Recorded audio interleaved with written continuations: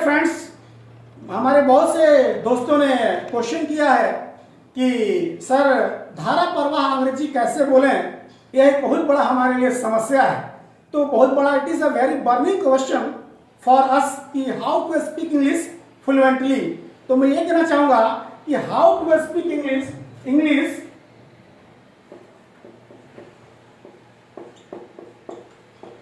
fluently. How to speak English fluently? It is a very burning question for us. So मैं ये सलाह देना चाहूंगा कि आपको कम से कम 100 वर्ड मीनिंग होने चाहिए। जितने ही ज्यादा आपके पास वर्ड मीनिंग्स होंगे उतना बेहतर होगा। इसके अलावा आपको टेंस की जानकारी होनी चाहिए। जैसे आप जानते हैं कि हमारे वो टेंस जो होते हैं, टेंस जो होता है हमारा, वो काल टेंस कितने प्रकार के होते हैं? वो 3 प्रकार के होते हैं। हमारे 3 प्रकार के होते हैं: प्रेजेंट,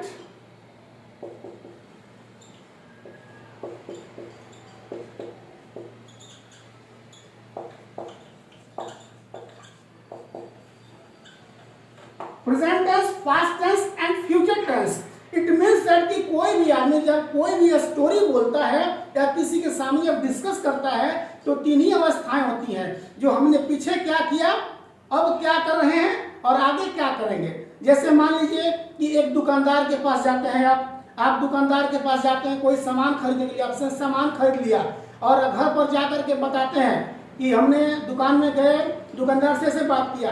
तो if you want to tell about the your past whatever you have purchased from the shopkeeper, you are telling that yesterday I was going to a shopkeeper, I told give me a pen and he gave you a pen and you asked a question, how much is this pen, and he told that the price of this pen is only 10 rupees and you told the price of this 10 rupees, it is a very fancy price, I won't give you 10 rupees for this pen।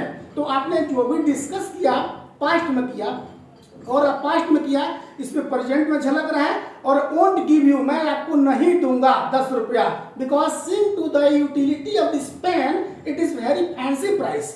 जो आपने कीमत मांगी है इस pen के महत्व को देखते हुए, वैल्यू को देखते हुए, उपयोगिता को देखते हुए 10 रुपए की पेन नहीं है। आपने पास्ट में डिस्कस किया, उसके प्रेजेंट में बता रहे फ्यूचर के बारे में।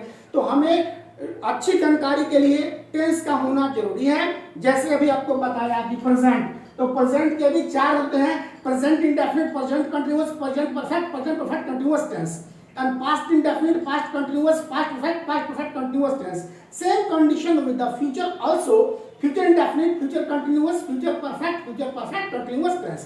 It means that कि आप समझ ये रहे हैं कि आपको कुल मिलाकर कितने टेंस हो गए? आपके 12 हो गए।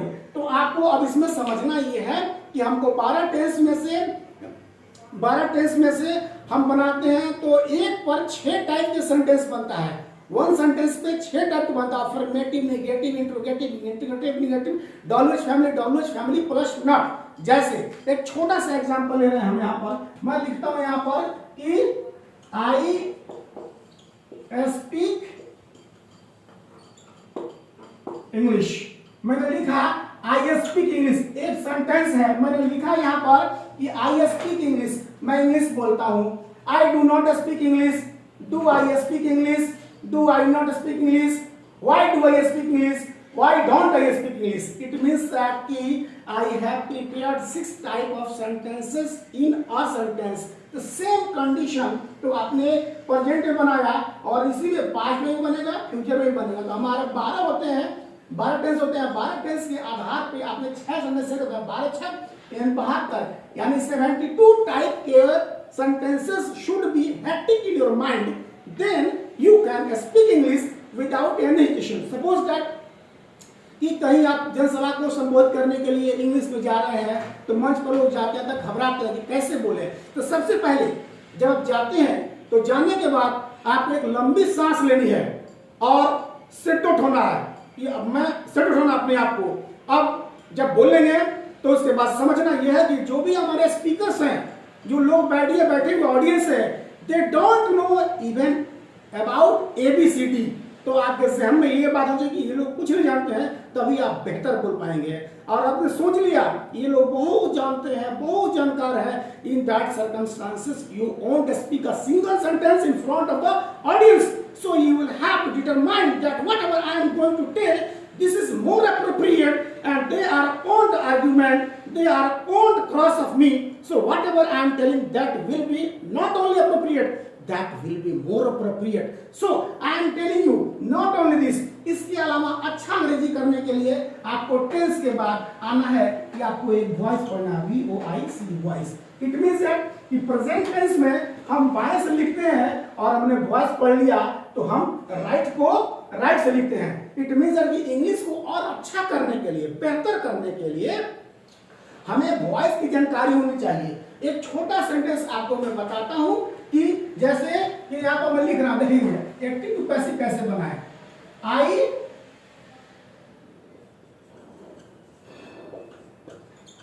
Teach you, I teach you, मैं आपको पढ़ाता हूं। अब इसका हमको पैसिव बनाना है, तो पैसिव बनाएंगे तो हम यू को रखते हैं, तो you are taught, UGST taught by me, ये हो गया। तो हमारा क्या हो गया, ये मी हो गया। तो यानी पूरा सेंटेंस हमारे हुए यू आर टॉट बाय मी।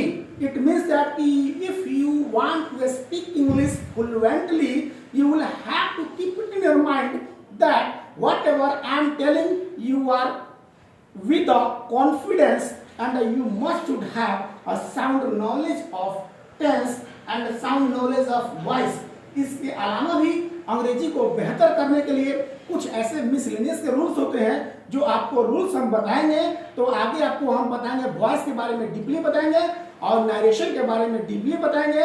तो इसके पहले आप हमारे चैनल को लाइक और सब्सक्राइब करें ताकि हमारा कोई वीडियो हो तो आप सबसे पहले आपके पास पहुंचे और बेल आइकन दबा करके कंफर्म करें ताकि कोई भी इंफॉर्मेशन हो तो firstly you can get by easily in very short span of time.